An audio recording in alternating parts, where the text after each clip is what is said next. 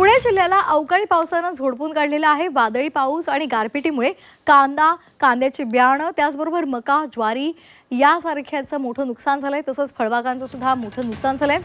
यामुळे शेतकऱ्यांच्या हातातोंडाशी आलेला घास हिरावला गेलाय। तत्काळ पंचनामे करून शेतकऱ्यांना मदत द्यावी अशी मागणी केली जाते। तर पुणे जिल्ह्याला अवकाळीचा तडाखा बसलेला आहे। पारगावमधली ही दृश्य आपण पाहतोय। उभं पीक आडवं झालेलं आहे आणि त्यामुळे शेतकऱ्यांच्या डोळ्यात आता अश्रू तरळतायत। वादळी पावसासह गारपीट सुद्धा झालेली आहे। त्याचबरोबर अनेक ठिकाणी पाऊस झाल्यामुळे मोठं नुकसान शेतकऱ्यांचं झालेलं आहे। फळबागांचंही मोठं नुकसान झालंय।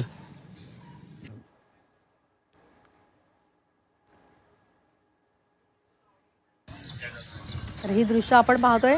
विदारक अशी ही दृश्य आहेत आणि त्यामुळे या नुकसानाचे पंचनामे करा आणि तत्काळ नुकसान भरपाई द्या अशी मागणी केली जाते।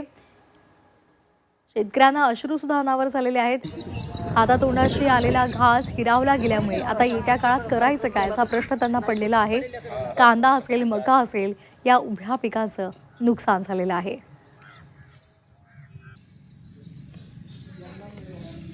कमीत कमी एवढ्या कांद्या ढेगळ्याला 70-80 किलो बी झाला असतो। तर याचा आढावा घेतला आमचे प्रतिनिधी हेमंत चापुडे यांनी। पाहूयात।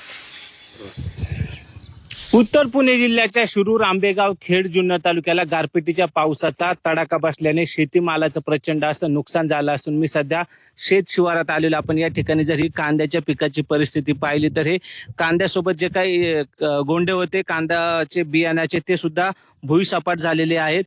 गारपिटीचा एवढा जोरात तडाखा बसला की त्या पूर्णपणे त्याच्या पाती तुटून पडलेल्या आहेत। तर पूर्ण जो काय काढणीसाठी आलेला कांदा होता त्या कांद्याला सुद्धा गारपिटीचा मार बसलेला आहे। जी बाजूला आपण जी आरण पाहताय ती सुद्धा कांदा बराकी कोसळलेली आहे। या बराकीत शेतकऱ्याला कांदा काढून साठवायचा होता। आधीच कांद्याचे बाजारभाव घटलेले आहेत आणि आता त्यात हे अवकाळीचे संकट कोसळल्याने कांदा उत्पादक शेतकरी अक्षरशः हतबल झालेला। आपल्यासोबत बोलण्यासाठी शेतकरी आहेत। काय सांगाल, काय परिस्थिती आहे सध्या?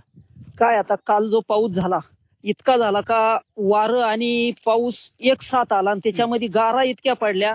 एक 10-15 मिनिटं गारा पडल्या पण जो अर्धा फूट गारांचा थर साचलेला होता जमिनीवर आणि कांद्याला पाथी राहिल्या नाही। मांडी एवढाले माजलेले कांद्याला पाथी नाही राहिल्या का कांद्याला असे खड्डे पडलेत आणि ह्याच परिसरातला कांदा काढून ह्या वावरातला आमच्या कांदा काढून ह्या बराकीमध्ये ठेवायचा। ती बराकाही पूर्ण जमीन दोस्त झाली।